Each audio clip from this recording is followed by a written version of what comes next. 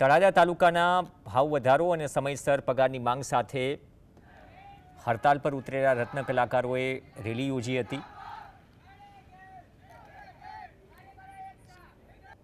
જેમાં મોટી સંખ્યામાં રત્ન કલાકારો જોડાયા। ગોપનાથ રોડથી રેલી કાઢી ગાંધીના પુતળાને પુષ્પાંજલિ અર્પણ કરવામાં આવી અને બાદમાં મામલતદાર કચેરીએ પહોંચ્યા હતા। આવેદનપત્ર આપી સમયસર પગાર સહિત પોતાની આર્થિક સ્થિતિ સુધારવાની માંગ કરી। રત્ન કલાકારોની માંગને લઈને તંત્ર અને કારખાનેદારો શું નિર્ણય લે છે તેના પર સૌની નજર છે। ને 3 વર્ષથી ભાવ વધારાથી ઉલટા ઘટાડતા જાય છે, મંદી છે એમ કરીને।